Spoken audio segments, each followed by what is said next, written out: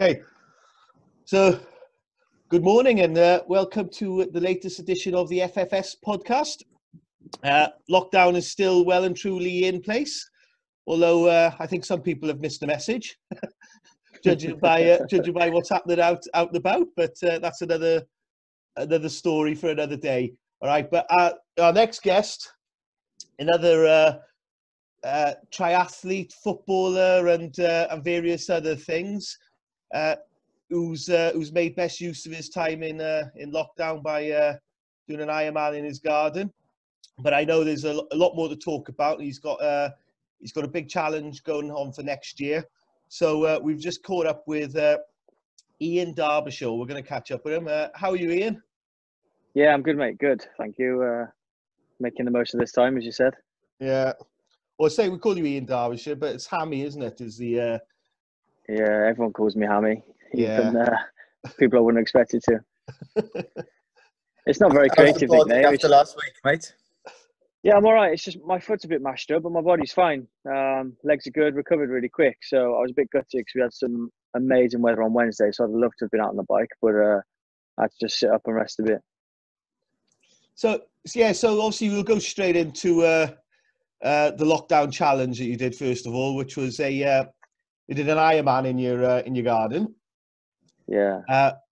Which obviously you haven't got a swimming pool in your garden, so you did that on a Concept 2. Yeah, that's right. Yeah. Yeah. Was it as well? Right. Obviously, I saw it in your wetsuit. Yeah. The only reason I did it in a wetsuit was because to most people, 2.4 miles on a row, it isn't a huge amount of distance. It's only 20 minutes or so. So I knew there'd be a few cynics out there watching saying, oh, he's only done 2.4 miles on a row. Well, that's nothing. So I thought, okay, well, how can I spice it up a bit? So I thought I'd do it in a wetsuit. I did a few sessions in it, and then I soon realised it was a bad mistake because it was horrendous. So hot. First two sessions I did once with the wetsuit totally submerged, wet, before I put it on. See if that would help, and it was no good at all. I was chafing on the back of my knees, started bleeding because wetsuit's not designed to be all crumpled up on the back of the joints. And then second time I did it dry, which was better. And then obviously on the event then I was just Vaseline in every crook and cranny you could think of and went for it. Yeah, because when I saw you doing that, I did message you saying, in a wetsuit on a Concept 2. I thought that'd be a nightmare, and that would be so hot. Yeah, it was. But then again, you've got to make these things difficult, haven't you? To make it a challenge. Exactly. Yeah. So I literally couldn't see anything. I was supposed to do 3.8K, ended up doing 4.4. Literally, I couldn't see anything. I had to take the goggles off. Couldn't see the reader. Everything was steamed up. Oh well, it's all fun, really. So how did that come about then? What sort of drove you on to do that? A couple of things. I got my personality is quite strange. If I haven't got something to aim towards or to focus on, I just start to go a bit crazy. And obviously, I started training in September, October time. Haven't done anything since 2016. So I've been training quite hard since September, October, and I just thought it'd be such a waste to do nothing with the elevation in my fitness. So I was just messing around and looking at different bits and bobs, and I saw a few guys were doing marathons in the garden, and I thought, yeah, that's pretty cool. So I did a half marathon, Carmarthen Triathlon Club. We did a Corona Cup, so each week was a different challenge for 6 weeks in our triathlon club, and 1 week was a half marathon. So you got all these guys going out, banging out like 1 hour and a half, 1 hour 20 PBs. And I thought, I'm going to do it in the garden. So it took me 3 hours, 20 minutes. So like 725 laps. And then that's when I thought, right, I'm going to do an Ironman in here. And it literally just from then. So I texted a good friend of mine, Matt, he's not my coach, but I suppose he is my coach. I texted him saying I'm going to do an Ironman. He was like, okay, when? I was like, next week. He was like, whoa, hang on a sec. Like maybe 2 or 3 weeks, just give yourself a bit of conditioning. So I said, okay, cool. And then, yeah, we went for it. And that was how it came about. I literally looked out the window and just thought, I'm going to do an Ironman in the garden. You publicised it quite well, didn't you? You had a lot of support as you were going along, and especially on the cycle. You set up the Facebook Live link and you were taking questions and speaking to people and so on. During the cycle, did that go a lot quicker because you were actually engaging with people, or did it work the other way? Because I was watching it thinking, Christ, how's he focusing here while he's talking to so many people at the same time? Yeah, the bike actually, this is genuine now. I was chatting away, and looked up and it was 2.5 hours gone. And I was like, whoa, like, where's that time gone? Yeah. So the bike was by far the easiest and the best and the most enjoyable part of the day, because it just flew by. It was 6 hours 20, over 2,000 foot of climbing, and it felt like I was on a bike for 2 hours. It was really enjoyable. The only thing that was difficult is because the way I streamed it live between Zwift and Facebook, there was like a 4 or 5 second delay. So if I'm on Facebook taking questions or chatting away and then go back onto Zwift, I've lost those who are riding with me. After then put in a shift to catch them up again. But on Facebook, it looked like I was with them. So that was a bit difficult going backwards and forwards. But the guys who rode with me were good as gold. They were understanding and they were slowing down and speeding up for me. Oh, fair play. So how long did that take you in total? My moving time was 12 hours 39. 12 hours 39. So yeah, it's an Ironman PB for me in the back of the garden. not many people can say. So what did the run take you? Run took 5 hours 58, which I was chuffed with because, like I said, the half marathon I did took me 3 hours 20, and yeah, I wasn't in the best of shape. My foot was giving me some real grief, so I couldn't believe I went under 6 hours. It was pretty cool. Yeah, tell us more about that, because you had a bit of a problem with your foot after the cycle, didn't you? In fact, the run looked in question at one point. Yeah, I mean, like this year, I think I've done over 3,000 kilometers this year on the bike. I've had no issues at all, you know, from half-hour sprint intervals up to 6-7 hour rides. On the bike, no issues. Got off and I thought, oh, foot's a bit sore, but like an aching feeling. Took my shoes off, no issues. Jumped in the shower, just blasted my legs with a cold shower.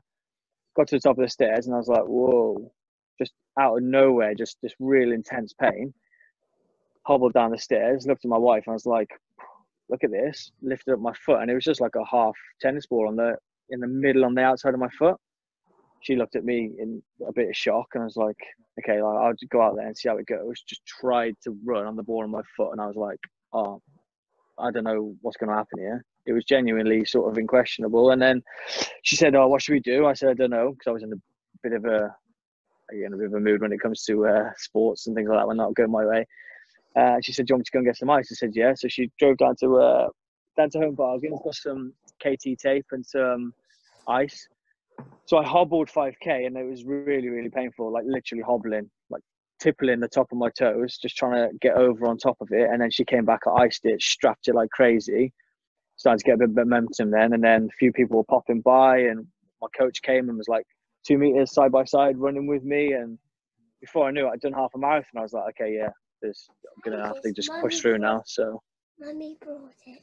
Yeah, it was difficult. That was by far the hardest part. Even without an injury, it would have been tough.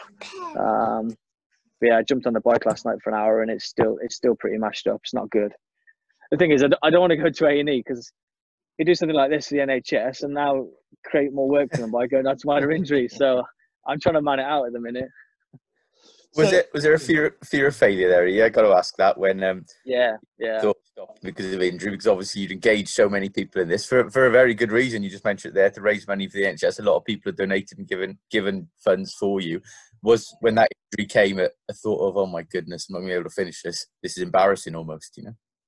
100%. It was like a moment of shock when I looked at my wife and I was like, I literally said a swear word and I was like, I don't know if I can carry on. And if it wasn't for just limping a bit and just getting some blood to it and moving, yeah, I would have done it no matter what. Even if I'd have had to have limped it and it had taken me 10 hours, I would have done it just purely for that reason. You know, it would have been embarrassing. Some people would have said, oh, it's not embarrassing, but I would have felt embarrassed 100%. Do you think now, though... Oh, go on, Fid. Yeah, I was just going to say on that now, though, but do you think, obviously now you're injured, yeah, and it could be sort of worse. Do part of you think, yeah, I should have stopped? You know, there's... Nah. No, you don't think, Nah. No, I could have prevented some of this and, no. It's just not in my mind. It's not my mentality at all. No. It just really, it never once registered that I stopped. I even said to Jess, this could take like 10, that's my wife, sorry. This could take 10, 11 hours. Because at that point, I genuinely thought I was going to be hobbling or walking. Never once did I think to stop. But hindsight's not telling you different either. Like, Not really, no. No. Only Wednesday when the sun was blasting and I wanted to be out on my bike. Other than that, that's it. Yeah.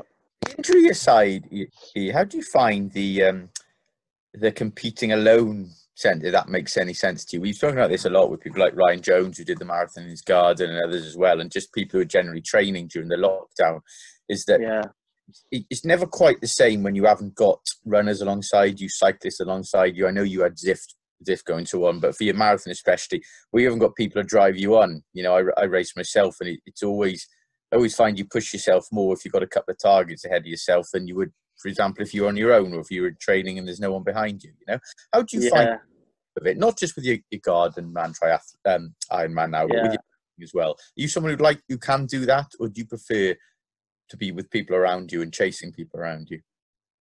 It's a bit of both. Like with triathlon, it's different because you've got the three disciplines. They're all their own dark game. So with the swim, even in training, essentially when your head's under the water, you're on your own. Now I know in a race it's different, especially in a big race like I am, because you've got a massive drag in the sea. You've got fish flying everywhere. You can get quite aggressive in the water. So that element's different. But in terms of training, you're pretty much on your own. Now on the bike, I'm one of those strange people who just loves to go out on my own, headphones in, and just be on my own for, up to 7 hours.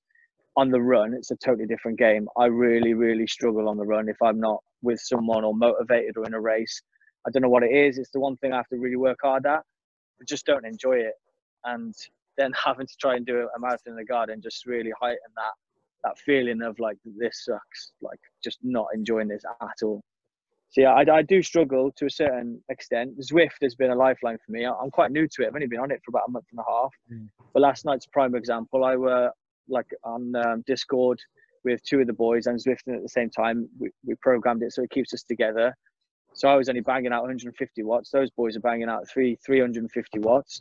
Keeps us together and we're chatting away. And that's quite nice because, those two are training for the Commonwealth Games tandem cyclists. So they're top of their game, elite cyclists. And I'm dragging along with them. So even though I'm in my little pain cave all alone, we're still together. It's still training. Quite strange. That'll only drag you up as well, won't it? Absolutely. Like Matt Blue, who's the guy who helps me out at coach, he's top triathlete, 10.5 hour Ironman, GB whitewater rafting god. He said to me September time, he said, if you want to be good at this, you've got to swim with swimmers, you've got to ride with cyclists, and you've got to run with runners. You can't spend all your time with triathletes because you'll plateau at a certain stage. And he was so right. He really was. That's an interesting concept. So you specialise in each discipline of your training as opposed to being more general with all three, I guess. Yeah. So when I did Ironman before, I had no right really doing the triathlon. So I just did it for Macmillan. So I had this thing in my head yet again. These things I latch onto. I wanted my first ever triathlon to be an Ironman. So that's what I did. So in 2015, I said that to my old man, and he said to me, "There's no way you'll do that." And obviously, that fueled the fire a little bit. I lost my mother-in-law to cancer. My dad had cancer as well. So Macmillan was an absolute no-brainer. And I went all that year not having a clue what I was doing, just running endless miles, cycling, all wrong technique. Literally didn't know what I was doing. Rocked up on September 18th at Ironman Wales 2016, which was actually my granddad's birthday as well. So it was all very nostalgic, and bricking myself on the beach. I hated swimming because I couldn't swim until I learned for that year. Enjoyed the swim, and then got on the bike, and the rest of the day was just an absolute disaster. And it put me off. It genuinely put me off till this year. And then September time, I thought, yeah, I've put on a bit of chunk. I stopped playing football in August because I wasn't really enjoying it. And I thought, right, I need a bit of focus. So then I said to myself, I'm going to give triathlon a proper go and really stick at it, because I am quite determined in the sense of if I'm going to do it, I do it, full pelt. So yeah, that's where we went with it. Yeah, it's interesting. I had that down as one of the questions to ask you there, picked up earlier. You said in 2016 you sort of stopped and didn't do anything really till September. So I was just going to say, so you're sort of saying after Ironman 2018, you sort of lost your bit of motivation, was it, or didn't enjoy it that much, and then sort of drifted away from doing anything? Yeah, because I didn't prepare properly. It really scared me. It just totally put me off. And the thing is, at the time I was working at Bluestone, and when I was doing Ironman in 2016, I was working with like top Ironmen. You know, these boys are banging out 12-hour Ironmen, and they're training 15 hours a week. They're doing all these things. And at the time, Strava gave me this like huge anxiety. And interestingly, I read an article in Cycling Weekly a couple of weeks about mental health and anxiety around Strava, and I had it, so it was really relatable. And I was seeing all these things I didn't understand, like guys were doing a 2-hour interval session on a bike, and then they were doing a brick run, and I didn't know what a brick run was, and all these things, and it just really scared me. And then after having such a terrible day in Ironman in 2016, it just, the pain and the fact I didn't enjoy it just totally put me off. And I sometimes have that mindset when I've done something once, I don't want to waste a lot of energy and time doing it again. I like to move on a little bit. But this was sort of unfinished business now, so that's why I sort of came back to it.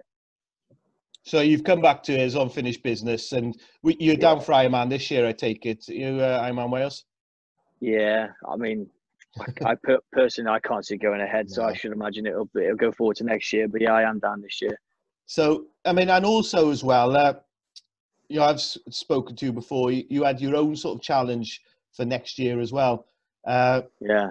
Which, you know, is that come from sort of taking it to the next level, or is, as you sort of alluding to, like, you know, you want something else, or you're looking for more, or you're looking to challenge yourself more? So yeah. So tell us about what is the challenge you've got for next year, and is that still on the cards? Yeah, so it's the same again. I have this big thing. Once you say it publicly, that's it. You've committed.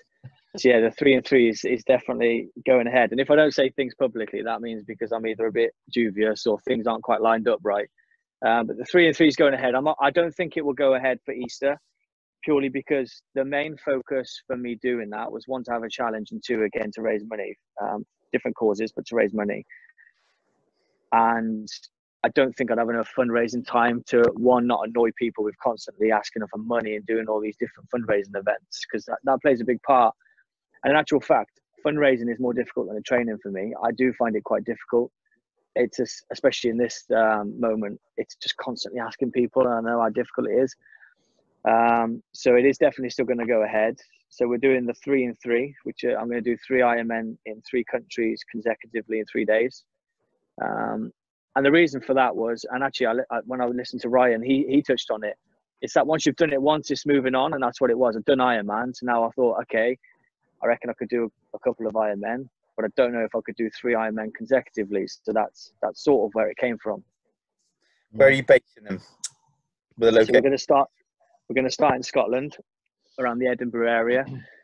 I wanted to go to Loch Ness, but it was just too far north to travel down to where I wanted to do the ride and the rest of the bits and bobs in England. So we're going to start in the Edinburgh area, work our way down, then swim in a lake up there, work our way down, and then run right next to the border. And then the next day will be it'll be cycling in a lake up in the Yorkshire Dales. Swimming in a lake up in the Yorkshire Dales, cycling the Yorkshire Dales all the way around them, finishing in Manchester and running between the 2 Manchester stadiums for the marathon. And then it'll be a long night's travel back down to Cardiff, then swim in the bay, cycle to Tenby, and then Ironman Wales marathon, possibly for the marathon, which is going to be pretty grim, but I'm sure there'll be plenty of people down there, so it'll be quite enjoyable. Yeah, that's a challenge, yeah. Provisions will you have in place, Siri, for recovery each time? Because obviously it's a completely different kettle of fish, whether you're capable of doing the distances or not. But just getting the body to recharge and go again the following day, you know, especially I think by day 3, you're going to wake up in some state on you. How are you going to, especially given your recent gardening experience, what's going to be a method of maybe injury prevention and fatigue prevention overnight, if you like? Yeah, and that's the biggest thing to come out of Garden Man for me, is that experience. And that's why I'm glad it's happened, because it'll definitely let me prepare more. So conditioning has got to be the biggest one. I've never really done weights in the sense of conditioning and risk and injury prevention. So I've been doing a lot of that, because triathlon isn't very load bearing. The run is, but swimming and cycling, you're not load bearing. So a lot of people don't do strength and conditioning, and they don't get those joints used to that impact. So I've been doing a lot of that. Logistics is going to be really difficult. that's why I need to raise a bit of sponsorship money for myself to help pay for logistics, people like support crew, travel, hotels, all that sort of thing. But I've had some really amazing support so far. So John Rothery, I'm not sure if you guys know of him. I should imagine you do. He's osteopath based in Saundersfoot. Straight away, he was like, that's amazing. I'll come with you for the whole time. Just sort my hotel out. So in terms of that, and then obviously again with the soft tissue specialist, who'll be with me the whole time. So in terms of injury prevention and the risk, I've got that covered. But in terms of myself, I've just got to really condition. And that's one of the reasons I was a bit gutted about the foot injury, because on the schedule, my plan would have been on Sunday to go out straight for a ride and a run. And I felt like I could have done that. It was just the foot that was stopping me. It's again, Ironman Wales on the schedule already. It was Ironman Wales. And then on the Monday, I was going to go out and do an 80 miler straight away. It was that sort of testing. Yeah. The nutritional side of this challenge coming up as well, isn't it? You have to seriously think about, I assume, and what foods you carry around with you. Yeah. And previously I was quite bad at nutrition and fueling. So this year alone, I've done loads and loads of nutrition rides and runs. So I literally just get one of my running vests, which are normally used for like half marathons. Even on like a 5K, sometimes I'll bang it on and I'll just load myself up with food and I'll just try in different bits and bobs. I follow a plant-based diet, so I have done since September. So that's another thing I can't. Really? Yeah, I've been plant-based since September. And I've gone from 83.2 kilograms to 74, 75. Muscle mass has increased loads. Body index is like reduced drastically. It's probably been the best thing I've done, actually. And it wasn't a game changer thing either. It was a few people I knew already done it, and they were long endurance athletes, including my coach. So I just thought, yeah, I've got nothing to lose here. And I just literally went in that day. I was like, oh, I've got loads of meat in the fridge. I'll wait till next week. And I just thought, no, actually, just the kids, my missus and the little ones still eat meat, just stop today. And I literally that day just stopped. And yeah. And that was a performance related thing that prompted you to do that, was it? Yeah. To see your levels of performance. Okay. Yeah, I would just be interested to see. And the difficult thing was I didn't really have any figures to compare it to. That's the only thing I wish I had, because my figures from 2016 are irrelevant now because I'm training totally different. So obviously, like, they've elevated huge. Like my FTP, which is like your cycling score, since September has gone up 100 watts. Might not make a huge amount of sense, but some people know that's just a massive gain. And the endurance side of things, I've read so many different bits and bobs, blogs, books, and not everyone, but a lot of these guys are plant-based. So I just thought, I've got nothing to lose to give it a bash. And it's just become the norm now. I don't even think about it. Yeah, there's definitely an argument there. I think, like, whereas, going back a couple of years ago, that would have been sort of pushed to one side and sort of poo-pooed in so many different ways. But, even I'm sort of coming around to the idea that it might be a good thing to, for people to do. And that's saying, so my son now, he's training all the time, and he's saying to me, I think I'm going to, go for the plant-based, but he enjoys his food too much, like, so it's a bit more of a, it's for you just to do that on the day is quite a sort of quite a big thing, I think. Huge. I was a massive meat eater as well. Massive meat eater. My last steak was a 20-ounce tomahawk on my wedding anniversary. That's genuine. So.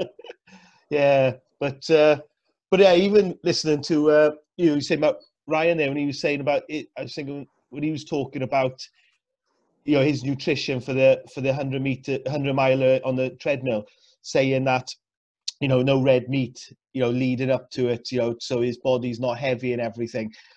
And then you listen to stories of 10 years ago, 20 years ago, on match day. I was listening to Alan Shearer talking, and on match day he was having a steak in the morning, like, a fillet steak, before playing. So exactly. Same Usain Bolt, like, banging out 20 chicken nuggets before winning an Olympic in world records. Like, crazy stories. Yeah. So I suppose it's everyone's got their own sort of take on it, but and times change, but it's definitely something worth exploring, and you talk about the game changer, which was a big thing for people. I take you've seen that, haven't you? And I know again, one of the guests we had on here, we talked to Sean Holly about it. He was saying to me he'd gone away from eating some meat or really cut down due to watching Game Changer. And there's the old quote there, they're asking when the world's strongest men, he goes, how come you're strong as an ox when you don't eat meat? And he goes, well, what do oxes eat? One of my favourite sayings. I absolutely loved it when he said that. And that makes you think, well, that's a fair point, really, isn't it? Yeah, I mean, I think the plant-based thing, it's really subjective and it is different to everyone. Like, I know boys who are fitter, faster, better shape than me, and they're eating red meat all the time. So it is subjective, but it just felt good for me. It worked for me. The meat wasn't an issue, and I thought it was. It was just the dairy. Like, butter is in everything. Like, the things you would never expect. Butter and milk powder, it's just everywhere. Yeah. So I wouldn't even say to people, be as drastic as stopping. I mean, Mark, from my work, Vince, and when I said I was turning vegan, he was like, yeah, okay. And it was like, whoa, he's like, stopped. It's not that easy for everyone. It wasn't easy for me. So even if, some guys are doing it and then once a week they're having white fish or a bit of chicken, doesn't mean you're not plant-based diet. You're still doing your bit, and it will have some of those positive effects. I do struggle with certain aspects. I don't get enough B12, so I take vitamins and I get a B12 injection as well. There are other things you need to consider. Protein, yeah, okay. If I wasn't doing this sport or being as active as I am, protein wouldn't be an issue, but I need a lot of protein. If I'm doing 100k to 200k ride, I need about 80 grams after that workout within an hour. That's hard to get off grass, and vegan protein shakes not cheap either. So it does have its up and downs. It does need to be considered whether you just go in straight away or whether you just do a little bit or just reduce. It's really subjective. I've not told one person go vegan or go plant-based because it's my choice. I've still got a leather belt. That's why I don't say I'm vegan. I follow a plant-based diet. But that's sorry, Fraser. I was just going to finish off on that. Go on. Yeah, I think with the that's the thing, isn't it? When you look at it, and sort of being a bit controversial here, you get some vegans there who are very much, want to put their opinion across and sort of convert everyone. It's almost like the religious thing with missionaries going back and sort of spreading the word of religion. And I think any sort of thing with people's beliefs or whatever, when you're trying to force it on others, it can get a lot of criticism, isn't it? And that's just the way it is. I mean, I was saying to my son when he came down and said to me, I'm going to go vegan. And I said, oh my God, it's nothing worse than being stuck in lockdown. Lockdown's bad enough. Being stuck in lockdown with a vegan. I said it's going to drive me crazy. And then he said I was no support because I said, well, I'm having a pepperoni pizza tonight. Do you want me to take the pepperoni off? Yeah. He goes, I'll start tomorrow, So, it is, it's one of those things where I think the sort of bad press and what you see, the negative side of people, in the press, they're saying, vegans have gone into restaurants and, they've done this, they've done that, or animal rights people. But when you actually look into the breakdown of it and the health benefits of it, and for sports people and everything like that, you've just got to make your own mind up and not get caught up in the media trying to sway people's minds, isn't it, on how you should live and the negative side of everything. But that's an argument we could have all day. I agree with that. I agree with what you say there, Finn. I think from your point of view, from an individual point of view, what's crucial is how you cope with it. If you make the transition has been okay, and you're not struggling with it and you've taken to it, which it sounds like you have, to be fair, then I don't see the issue. I think where there's a problem where people make that switch and they find they hate it, but they do it simply because they think it's a necessity. That's, for me, is where it can be counterproductive, because if you're struggling with it mentally and you're all the time you're fighting temptation and you're not enjoying being on the plant-based diet or any other maybe diet you put yourself on, that can have a, like I said, a counterproductive effect, because it'll affect you mentally, right? It'll affect your enjoyment of your training and everything. It'll leave you wanting something else all the time, and eventually you're going to crack, And I think from what it sounds like at the moment in your situation, you're okay, because it does sound like something where you haven't found the transition that difficult. Strange maybe, but not that difficult. And at the moment you're seeing results and maybe even enjoying it.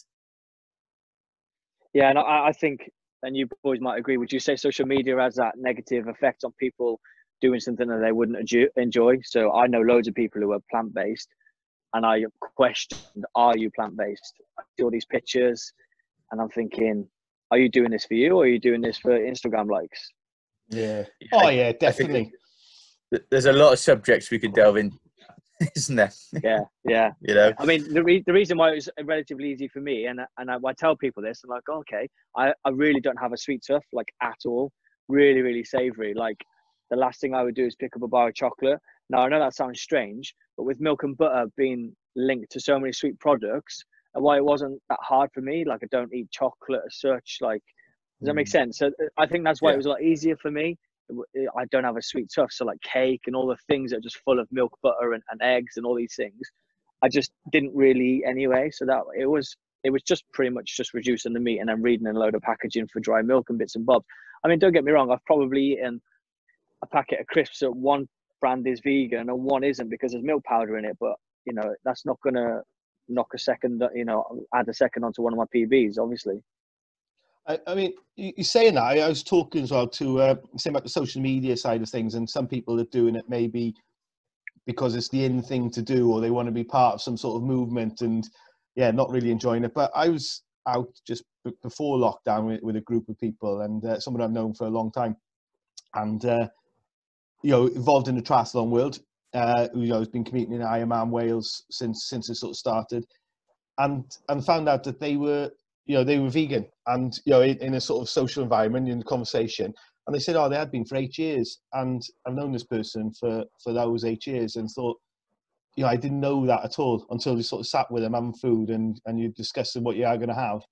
And that's the sort of thing, that's the difference between that's someone who who's doing it for their own reasons, or doing it for their health benefits, and lots, whatever their reasons is. They didn't tell me that, but you have people who are plastering it everywhere, and so that is the same with it, as like Fraser said, the same with everything, but you just go back as well a little bit to something you said about doing your 3 Ironmans. And so this is something that's touched with me. You're saying, like, you've gone public, and once you go public with something, you either have to sort of quietly go into the night and sort of hopefully people forget about it because you can't do it, or you take it on, and then you take it on, and then you get halfway through it and realize perhaps I can't do this, or you really knuckle down and do it. Because I've got a few things, in lockdown, you've got a lot of time on your hands and a lot of time in your mind as well, and you're thinking, right, I'll do this challenge, I'll do that challenge, I'll do this. And when it comes to going public and saying, right, I'm going to do this, you're thinking, what does stop you going public is the fact that you think, can I actually do this, or have I got the motivation to do this? Because that's a big thing as well. You might think, I could do it if I really tried, but have I got the actual motivation to keep that training going? So that is a big thing, is that stepping out and putting your hand up and saying, right, I'm going to do this. It's a bit like Fraser going on to Strava, isn't it? Like, it's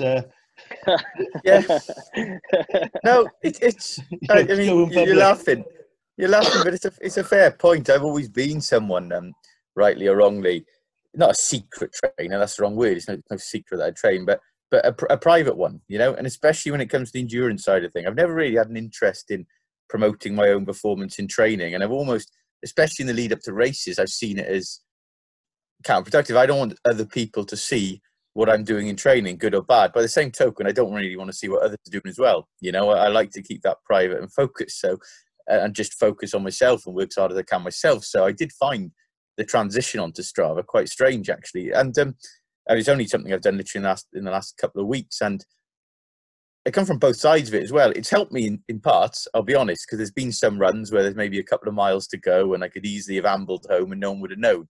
And the fact that I knew that there were now people watching me and looking out, especially when I agreed to take part in a couple of these charity challenges and contribute, which teams are doing at the moment, I suddenly realised people were watching every mile I clocked, and my time per mile. And that helped push me to the end. But then on the other side of the coin, I won't mention names. I happened to take a week off last week. I'd done 3 10Ks a week before. I was struggling a bit with a sore hamstring. So I just did a couple of lightweight sessions and core sessions in my house, none of which went on Strava, you know. I've only been on it 3 weeks, and already I had 2 people messaging me saying, "What's wrong? I see you haven't had any Strava activity this week," which defeated the object of me going on it. You know, I didn't go on it to some kind of schedule. So I do see both sides of it, and I've never been.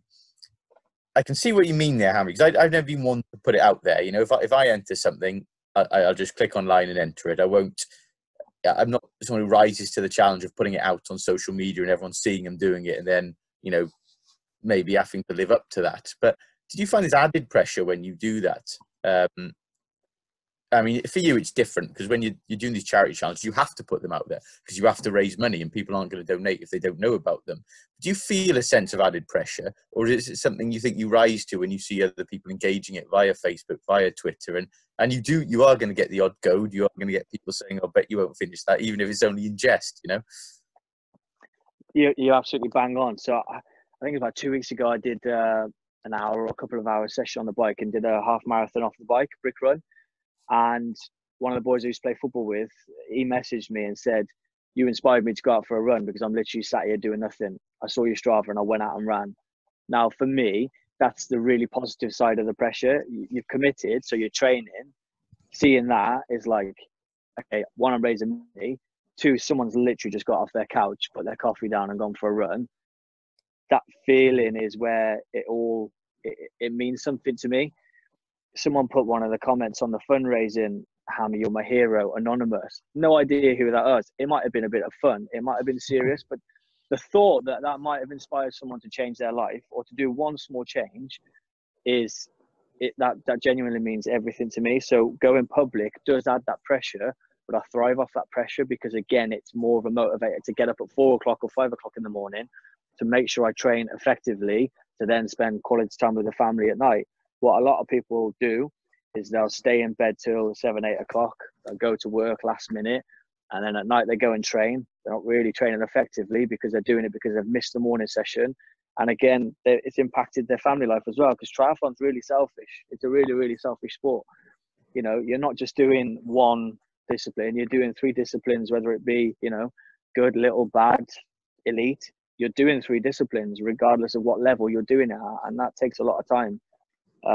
So yeah, I'm not really an early bird, but I've trained and disciplined myself to be an early bird purely for that reason. My family means so much to me. You know, there's only the 2 of us. We don't have any family local, so it's not like my wife can just take the little one round our parents and drop her off, or she does her thing. You know, I have to be super disciplined. So committing publicly is a big thing for me because it really gives me that, no, you've got to get up. People are expecting you to do this. It may sound crazy to some people, but that is that little voice in my head. I say I don't have mental health issues. I don't, but I know that I'm a little bit cuckoo because I literally say to myself, "Hang on, people are expecting you, get up." And it's just the way I sort of function.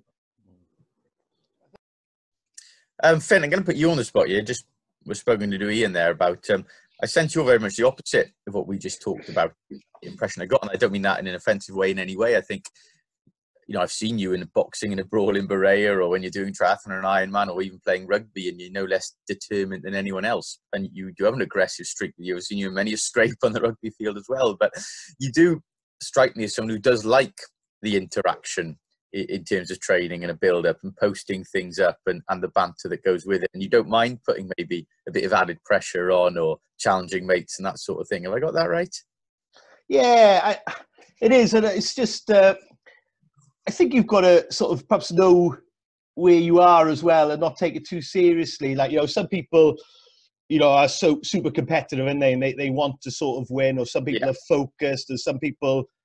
And I'm guilty of taking myself too seriously sometimes. I admit that. Yeah, it is. And that's, you know, and there's nothing wrong with that.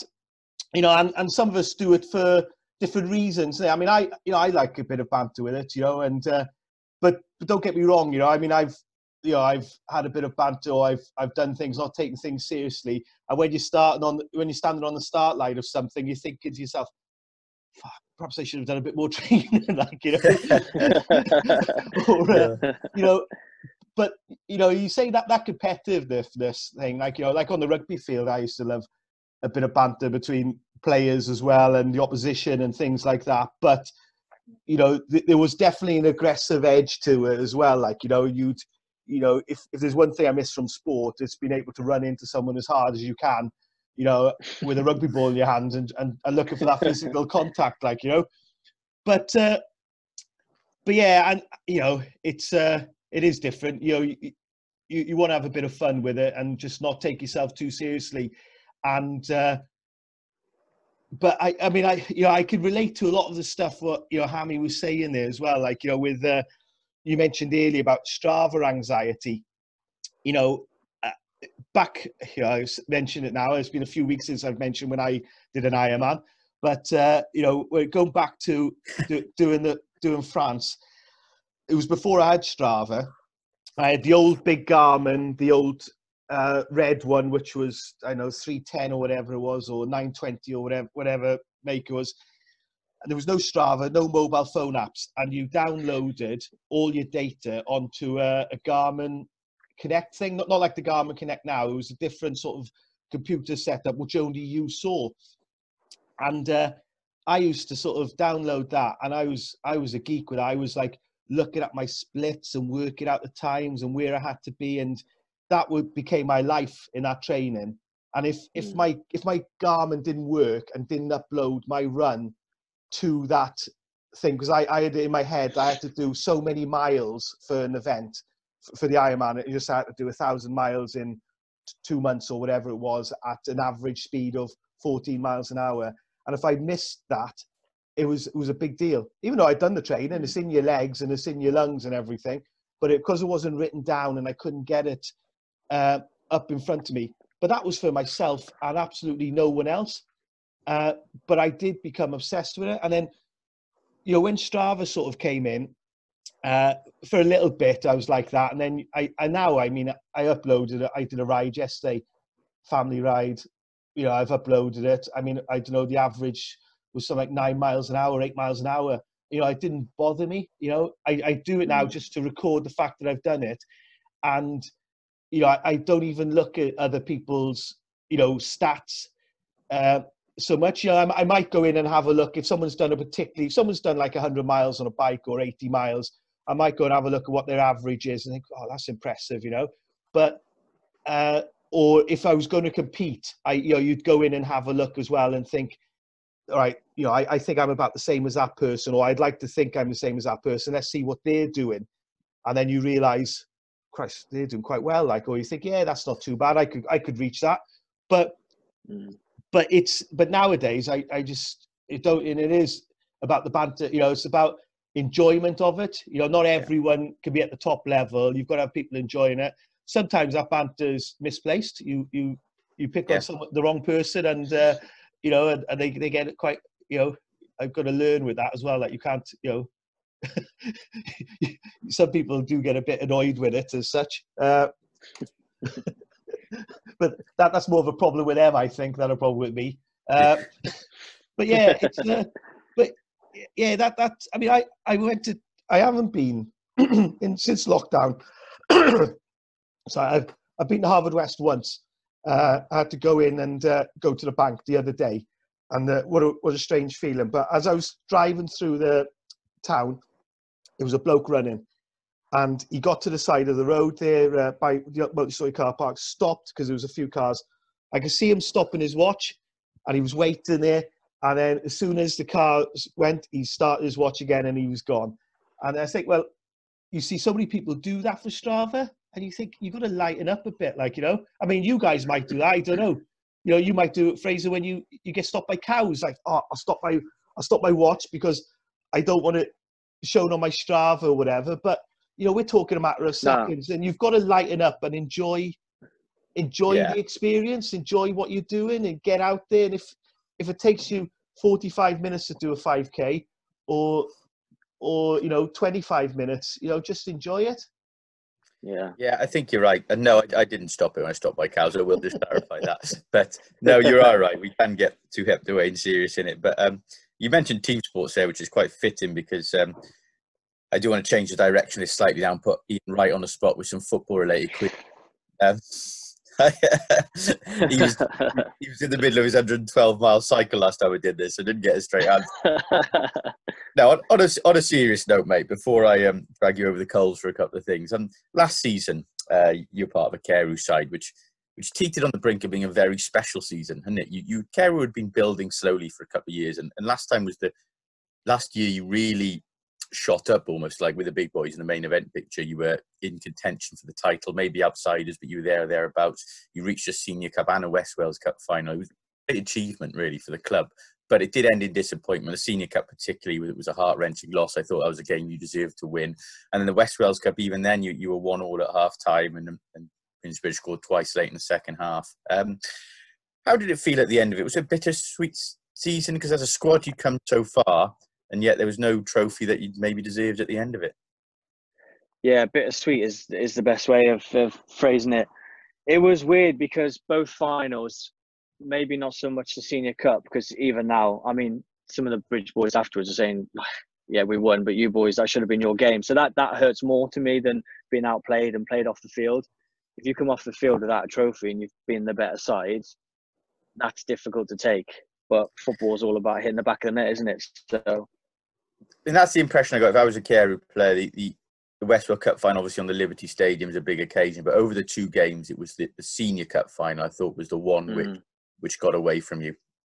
Yeah, and the West Wales Cup is particularly difficult for me. And I was that guy who literally showered, changed, and didn't get on the bus, got a lift home. And the reason why is I'm super, super competitive. And that's why team sports sometimes are not good for me, because it's that word, it's the uncontrollable side that I don't like. If I've had a good game and someone's had a bad game, or vice versa, it's that either that disappointment or that feeling of I've let other people down is what sometimes gets me. And the West Wales Cup, I don't think any of the boys would say or disagree with me. We probably played the worst, or definitely up there, the worst we played all season. But that's the difficult thing. You're on such a stage. You've got, my parents live in Yorkshire. They've travelled 5 hours to come and watch what was a really disappointing performance from what I saw. And I was pretty close to the game. So, yeah, that was the tough thing. I mean, I've only lived here a few years. So some of these guys, since they've turned 16, have been playing senior football. That's in like the accolade. That's the thing they've looked at. It's either Welsh football or West Wales Cup final. So it probably wasn't as much as a heightened thing before for me as it was for them. But then when you're still on a Liberty and you're surrounded by all these, amazing things, sat in the changing room where, Aguero, Rooney, all these incredible footballers have sat where you're sat, and to walk away not performing the way you can, that's hard to take. That's disappointing. I've got to ask this next bit now. I still came away from that season thinking, right, this is a Carew team. They're now used to the big stage. Okay, you lost both finals, but at least they're used to the big stage. They've developed. They've got a strong squad there now. This is a team that can go on and really challenge for the title and the cups again the following year. And then the next thing I hear that you're leaving. Lloyd Hughes, I think, left. I know you and Izzard went away travelling, and you started the season with almost a depleted squad. And even you were up there, to be fair, when the Carew were up there when the season was curtailed, but you weren't, I don't think, going to be challenging for the title. And although you were in a Senior Cup semi-final, it was worth noting that as well. But what prompted you to leave, mate? Given that you had been part of what had built up, and you were maybe on the verge of taking the next step, and then you left Newcastle Emlyn. What was the reasoning behind that? Yeah, there was a couple of drivers, and ironically, it sort of backfired a little bit. So. I've mentioned before, it's just me, my wife, and my little one. We don't have any family local, and football is only a 90-minute game. But a Saturday, it soon becomes a 5, 6, 7 hour occasion when you're playing football. So I knew I was out of the house a lot. Carew was very serious, so she's training twice a week, either in Tenby or Pembroke. I live in Carmarthen, so it was commitment for the right reasons. And that's, people see all the good results and all the goals banging in, this, that, and the other. But let me tell you, that club has got it. They've got it worked out. They've got a great club, awesome grounds. They're committed. Not many clubs in that division train twice a week. Some of the Welsh Prem teams don't train twice a week. Well, there are only 3 squads at the moment, which says a lot in itself. When you look at teams exactly seconds. so that was the commitment thing was one of the drivers. Newcastle Emlyn was quite close, only 14 miles, but actually it took me longer to get there most of the time because of the roads. And I just went up there with a work meeting once and chatted away with them, and they were like, oh, obviously, yeah, no, you are, blah, blah, blah. Fancy coming playing football with us? And I was like, well, okay, it's something a bit different. I didn't know anything about the leagues. Didn't really know anything about the club. I knew about its previous history, and, you know, it's been a great club. And then a few of my friends messaged me saying, oh, do you fancy a change? And I was like, what do you mean? And they're like, oh, I fancy going to Newcastle Emlyn. And they had no idea that obviously I'd already spoken to them. I know 3 of them were, you know, my closest friends. And I thought, okay, this could be quite cool. Playing with my best friends, new club, really nice ground. And it just really fell on its face for me. I wasn't playing good football. I didn't like the league. I might get slammed for this, but the standard was nowhere near what I'd been used to. And yeah, I really dug it out. They made me vice captain and Nick Squire's captain. So obviously 2 new boys straight into the club, made as captain and vice captain. Didn't go down well with some of the other players. So there was a bit of friction. Boys were leaving. I didn't speak Welsh, which is quite clear that was a little bit of an issue with some of the players. I know that sounds crazy and it blew my mind, but it was obviously an issue with some of the boys. I didn't speak Welsh. It just didn't work for me. So I stuck it out purely for the fact that they committed quite a lot, and they looked after us amazingly. And I just had to call it a day then. So I went back to Carew. I actually left the club and I said to the boys, listen, I'm leaving because I'm not enjoying football. That's the reason. I'm not leaving because this is not for me and I want to go and win the league with Carew. Just not enjoying it. So I signed back for Carew, played 2 games and realised I just wasn't enjoying it. So I stopped. I don't know, I just wanted a bit more time with the family and committed to this triathlon thing a bit more. So I literally just stopped playing football. It's the worst thing I did. I was going to say, you see, your football, obviously we've been talking about the triathlon there, and I know you've played a bit of football, but just to sort of explain there, so I take it from a youngster then, you were all football, and so what sort of standard did you get to? And yeah, well, it's a weird one. Back in England, everyone plays football. And I say this and people don't believe me. I didn't throw a rugby ball until I moved to Wales in a charity game in Wales. And that was, what was I, 28 maybe? Literally, we didn't have rugby balls, rugby fields. We had nothing in our school. It was hockey, rowing and football. I'm from a rowing town. So yeah, everyone played academies, Birmingham, Coventry. But football wasn't really my main focus. Motorbikes was, bizarrely enough. Raced and rode motorbikes a long time. It's a family thing. My dad had a motorsport business. So football was a big release. And then when you get to like 15, 16, that's when everything gets a bit serious and you realise, okay, this is Sunday league time. It's really different in Wales. The academies and the foundations are nowhere near as well built as Wales for the youngsters. And I say that to people all the time. You either make it at like 13, 14, and then that's it. If you don't, it's quite savage. Like I've played with some really, really amazing footballers who rock up on a Sunday absolutely hammered, who would walk into Welsh League teams right now. So yeah, and I stopped playing for a long time then because of motorsport and other bits and bobs, and then I started playing again. And then my mum and dad decided to move to Wales, so I moved to Wales. And then I was thinking, right, I'm going to move back to England, but I stuck it out a little bit. And then a guy called Frank Roberts, walked into my mum and dad's restaurant in Pendine with a poster and said, "Oh, can I put this poster in the restaurant window?" And my dad was like, "Yeah, sure, what it is." Like, men's senior football training for Pendine AFC, and I hadn't played for a few years. And I looked at it, and my dad was like, "Oh, go and have a kick about with those boys." I was like, "All right then." And I was literally on the verge of moving back to England because I didn't really know anyone and I didn't really enjoy it that much. And I went for a kickabout with Pendine, and that was literally how I became friends and stayed. And that's where I got my nickname from. A few of the boys started calling me Hammy because I'm from Birmingham. Not that creative, but that's where it comes from. And then, yeah, and we played a derby game. Obviously, St. Clair's Pendine is probably a bigger derby than Birmingham Villa. It's up there with the best. And I was playing against St. Clair's, and I think we got hammered 10-1 or 11-1 or something. And I scored an absolute horrendous fluke, 30-yard over the head goal. And Bugs at the time, Craig Weston, said to me after the game, he said, "I'll come play for us." And they were a far better team and obviously well built up. And they just got promoted to League 3. So I went to those boys, and that was when we went from Division 3, 2 to 1, and it was awesome. Craig and Alec, Western Murat managers, brothers, and it was amazing. And then the wheels fell off a little bit then, and then Bugs stepped away and things changed. And then I actually went to Carew because I was fed up of rolling my ankles, and that is genuine. I just thought, right, which team's got a nice pitch? That was my first thought, which team's got a nice pitch? And Carew was the closest. One of the boys I worked with was the goalkeeper for the seconds. I said, Carew after any players? And they said, funnily enough, they've asked me a few times if you fancy coming up. So I went up training, and that was that. And yeah, I was there for 3 seasons. I went there the second year after they went into Division 1. So, and yeah, again, it just went from scraping like 1-0 wins against, the bottom 4 or 5 teams to we just escalated massively, and things just went from strength to strength. So if I've got my dates right and everything, you'd have been doing Ironman whilst you were still playing football. Is that correct? Yeah. Mm. I mean, that's an unusual thing. Especially around here, myself and Fraser know so many people who've stepped away from either rugby or football because they've, got to take on Tenby Ironman or something like that. So, yeah. How did you manage that? I played the week before Ironman and the week after.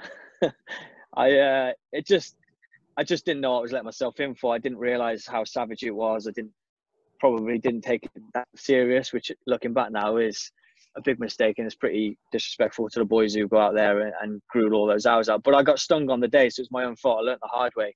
But it's funny because I just signed for Carew that summer, and I'd only played, because the season started late that year, so I think we played 1 or 2 league games and a couple of friendlies.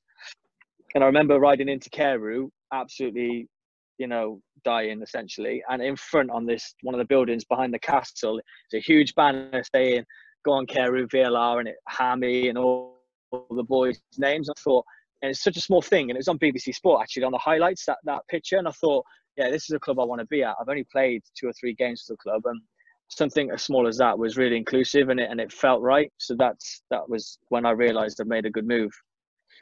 But I mean, looking at that though, so you played the week before Ironman. I mean, yeah. I mean, we've got people. Obviously, we do our events, and Ironman's in September. We might be doing a coast path run in March, and people will send me a message saying, "Look, I'm not going to do the coast path run because I'm Ironman training, and I don't want to get injured." And yeah, and then did that cross your mind? Sort of. It did. I suppose it did. Yeah. I know I was tempted fate a little bit. If I'm honest, if I got injured and didn't race, for the way I felt, it would have been a way out. It would have been an escape. I know it sounds really cowardly, but that's, I was so unprepared and so scared. It crossed my mind, but it didn't stop me from doing it because it would have been a way out. That sounds really stupid saying it back, but it's how my mind was working at the time. So you carried on playing. You just mentioned a moment ago that stopping football then was the worst thing you did. Yeah, and it was lockdown. Yeah, it was lockdown that made me realise all these nominations and pictures and all these different bobs. And there was one about sport, your favourite sporting picture, and I just uploaded a load of collages, and I look back and I realised most of them were Carew, and that season we had. Also some really great memories with St Clair's. We were the last team to ever win the Mon Cup, and one of our best friends who suddenly took his own life last year was in that picture. So there was, all these crazy nostalgic and amazing memories came rushing back, and I was like, you know what, football is much more than a Saturday morning, and all the boys who are watching this will know that. Same for rugby, it's the same concept.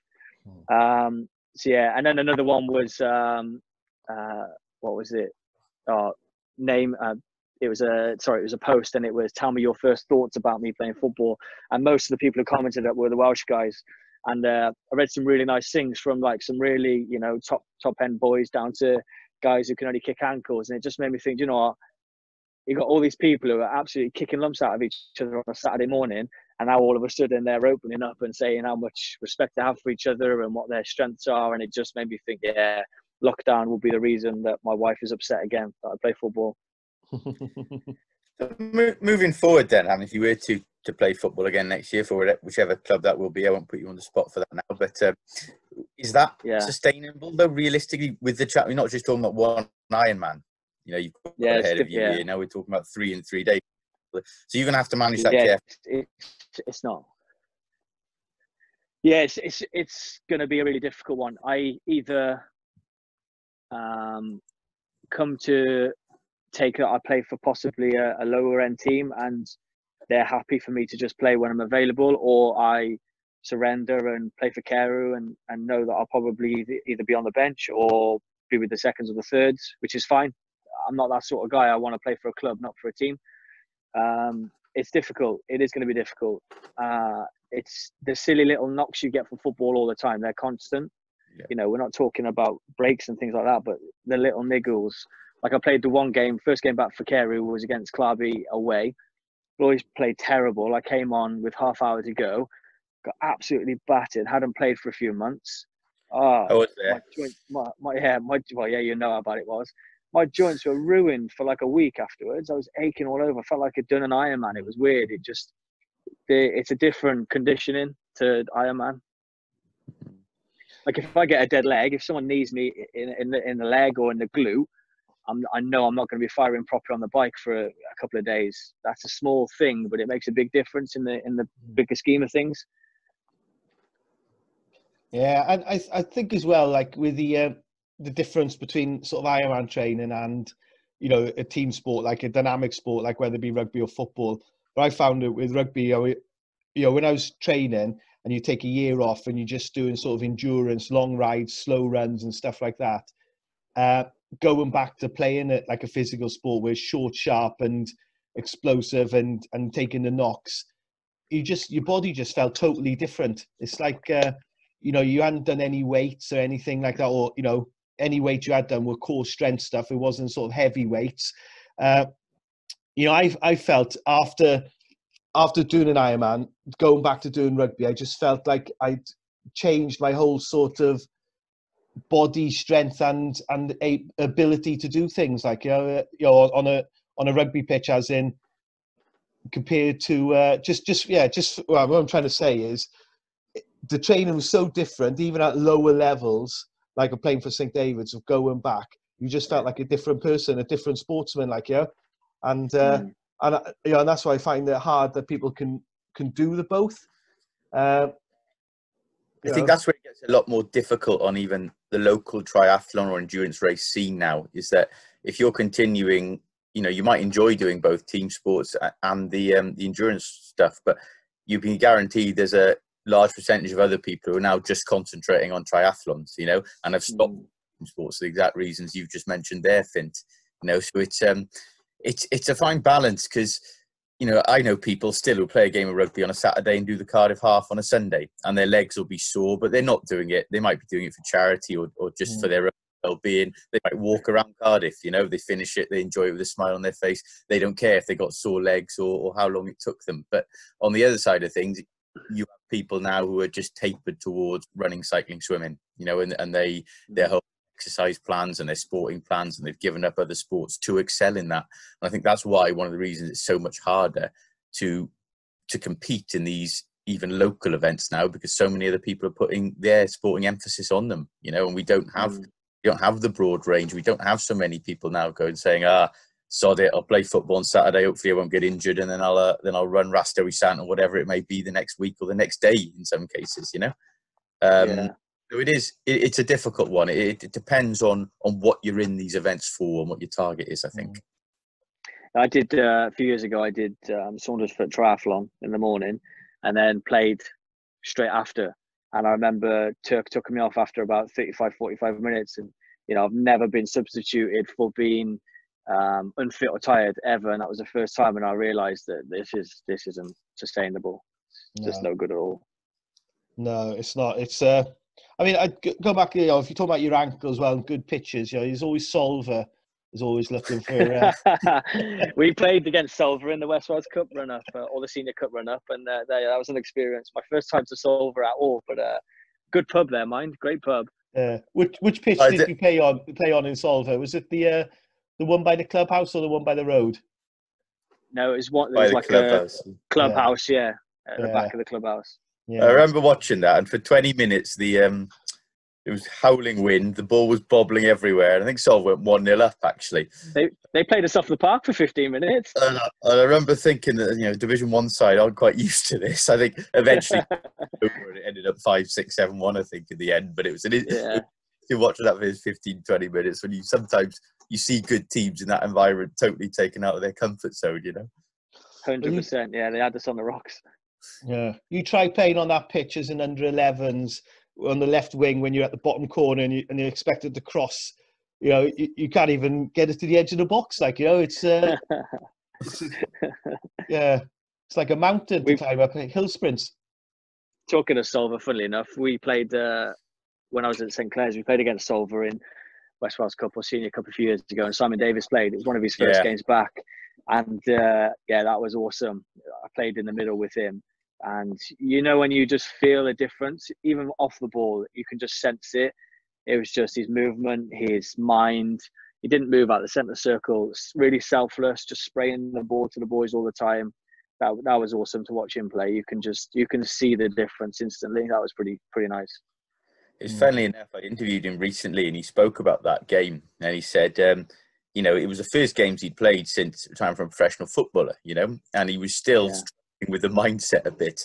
And he turned up and he jogged out the changing rooms at a fair pace to start the Solva warm-up, and he realised he was the only one on the pitch. And he thought, and he turned round and Trigger, the lead striker, was having a fag against the car, still in his jeans, He said that day, I think they got I think you guys won, didn't you? And there was some dodgy decision involved or something, and he had to really speak to himself afterwards and say, right, I've got to be realistic about what I'm getting myself into. Yeah. Oh. So, go on, Finn. No, you're on, Fraser. Go. No, I was just going to come on to this whole COVID situation as a whole now, Ian. Obviously, you kept yourself very occupied. Plenty of people are trying to keep themselves occupied too. Everyone's had maybe different conundrums and different problems and so on. How are you and a family cope from a work perspective and a time perspective as well? Because obviously, you've already spoken about you've got to now plan your training very carefully, so not to impact on family time and things like that. How have you coped overall?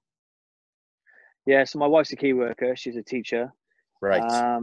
So she's committed quite a lot to either online tutoring or programming of apps, speaking to teachers, ringing parents. We're looking at aspect of, she lives the furthest away, so she teaches in Swansea and she's pregnant, so she hasn't actually been asked to go into work or go around Swansea. So we're looking at that aspect, but she's still working a lot of hours at home. So I'm having to keep the little one occupied. So that has its challenges. Like, she's got a conference call at 12 o'clock today, and I know I'm going to have to take the little one out either in the garden or for driving the van, because it's not fair to sort of restrict her own child from going around the house or tell her to be quiet. And we're not the sort of parents who sit the little one in front of the TV either. So that's been slightly challenging, but nowhere near as challenging as and then obviously I'm furloughed, so that's given me an opportunity to spend some really great time with the girls, but and also train. But at the same time, getting up most mornings, slightly anxious about what the future holds, uncertainty on small businesses as well as big businesses. So, I could ring the owner of the business every day and say, do you know what's happening? But it would essentially just be a waste of time, because if the government don't know what's happening, how can I expect a small business owner to know what's happening? So it's a tricky situation for us all. My general manager, Mark, is a really close friend of mine, and we speak every day, but I rarely ask him what's happening with work, because it's pressure that he's got for his own mortgage to pay as well. So it's a tricky one. Yeah, I mean, that is a tricky one, and it's trying to ask your boss, like, what's happening, or the company what's happening, because they don't know, and the government don't really know. But touching on your work, obviously you work for Ola Run, Sports Proud, which we know well, because obviously you do all our event T-shirts, like and run a club shop for us and stuff like that, which was going really well and it's taken off, and things were going well until we hit all of this. So I suppose it's quite worrying times, really, business wise, and so you don't know how long you're going to be off for, or when you're heading back, or No, so the company is still operating with skeleton staff, but it's like online team and other bits and bobs. Yeah. We've done a lot of work for the NHS as well, and I'm still keeping my finger in bits and bobs, but it's difficult because, you know, I came to the company to drive a new area of the business. Mark brought me in, and it was like the perfect job for me. It was amazing. It was flexible. You know, I could go and train at lunchtime. Mark's an ex-professional athlete himself, you know, captain of the South Africa Sevens, won the World Cup. So he gets it. He's been at like the elite of his game. Really, really good bloke to work for. And the job was amazing. Loved meeting the customers, loved managing contracts. And everything was just too good to be true, because then this comes along and it really has put everything in doubt. Now, yeah, okay, I could possibly lose my job, but I'm lucky in the aspect that my wife works for a council. So we're secure in one way, which is I know is more than other people. There are other people who have either lost their job or have both sides of the family who could lose their job. So yeah, okay, it's pretty dark and it's a bit glum, but I'm always that sort of half cup full chap as well. It's out of my hands, so I can't really lose too much sleep about something that I can't control. No, and I think we have got to be. There's so many people in that boat there, but you know, I mean, the way I look at it as well is you just got to be positive and use this time really to better ourselves, and to come out of it, you know, with a plan, or not just sit back and think everything's going to return to normal, because that just may not happen. So we've got to look at different ways of doing things in the future, and have plans A, B, C, D, E, F, G. Really, Yeah, you know, they've all got to be there. Yeah, just I mean, we're going to be cut off again in very shortly. So just before we go, is there anything else you want to add, Hammy, that you've sort of been saying, or anything you want to sort of message you want to get across? It's a difficult one because everyone's mentality is different, everyone's circumstances are different. But you said it just now about staying positive. I know how hard it can be, but I've always been brought up with that mentality is, you know, just if you've done everything you can say you're giving your best, then, you know, you've done all right. And in this situation, you've got to try and see the positives in it. Like my 3 and 3 is going to be raising money for mental health, because I've been surrounded by mental health. My uncle took his own life a few years ago. He had everything to live for, and just out of the blue took his own life. And there's so many unanswered questions, but you've got to try and see that positivity. Don't be scared to fall on other people if you're feeling weak or you haven't got the strength. Ask other people. There's so many people who do these crazy things and sudden things, and now there's hundreds of friends, family, loved ones who are sat at home saying, why didn't they ask? I could have done something. And it's really pointing in this situation just to speak to people. It doesn't matter who it is. You know, I only have one next door neighbour. She's 86. She's very religious. She still can't believe we had a child before we were married. But I speak to her, you know, a lot, because I know she hasn't got anyone. And it's really important to know that if she needs to, she can ask me or my wife or us to go and get her a loaf of bread, because she can't leave the house. Something as small as that would mean something massive to someone like that. It is. And just going back to your saying about the mental health charities and fundraising and stuff like that, for me, sometimes, you know, the fundraising can be a really hardship and a strain on you, you know, to get everything in to reach a target that you want. But for me, I see these challenges more as awareness. You know, yes, it's nice to raise a bit of funds and get it there, but you don't have to, you know, reach a certain target and put pressure on that. You know, it's about the awareness. When you're doing it, people are just picking up the message and thinking, right, these are places I can go. These are places I can be signposted to get help. It's more about, especially with the mental health charities, that awareness and the ability to be open and talk about it is far more, is a far more bigger picture than raising the money. Yes, charities need money to keep going, but they'll find that from other ways. But that awareness is crucial, especially at the moment. Finn, before you come on to the lockdown lowdown here, that you'll find, I know this from a media point of view, there's so much charity work going on, you know, and that's a great thing. But there's so many different things and different clubs doing challenges at the moment which people can donate to, and not everyone's going to be able to raise a great amount, because at the moment you've got to remember, people are going to be cautious about their financial state, and they're only going to give so much. And probably, certain challenges might have bigger backers than other, and will raise more. So it's not always about the funds you raise. I think you're right there. It's the message you give as well. Yeah, definitely. 100%. Definitely. So before we go, right, we do at the end of these things, obviously lockdown, lowdown. So we're going to ask questions, and you have to choose one or the other. All right. So no beating around the bush. Right. So now, if you're stuck in lockdown for another 3 or 4 weeks, what would you have? TV or social media? Which would you keep? Oh, TV. You keep TV. Yes. Yeah. Right. Football or triathlon? If you came out of lockdown and you had to just go with one. Football. Ooh. Right, stuck in lockdown. You've had a few glasses of red wine now. You wake up in the morning, bacon sandwich or avocado salad. Bacon sandwich, but I wouldn't. It would definitely be my preferred, though. All right. That's a cruel one, Finn. Yeah. Carew or St. Clair's? God. I'd have to say St. Clair's, just because going 3, 2, and 1 in that year, especially with my best friends. So you didn't like the boys from Carew then? Yeah, that's what I said. Yeah. No worries. All right. At least you answered it. All right. It was been great catching up with you, and we'll be keeping a track of the crazy challenge next year. But I'm hoping we get to see you in person, and we get to do some more work together before then. And obviously, you were going to come down and do Rastery Sand, Tour de Cheyne, swim to the edge. Yeah.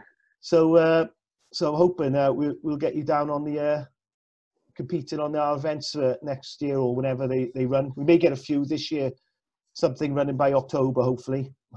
But how long's a piece of string? Yeah. Well, exactly. Yeah, whichever comes along, I'll be free. So I look forward to it, boys. Yeah. There we go. All right, Fraser? Yeah, come down you when you can. It'd be good to see you.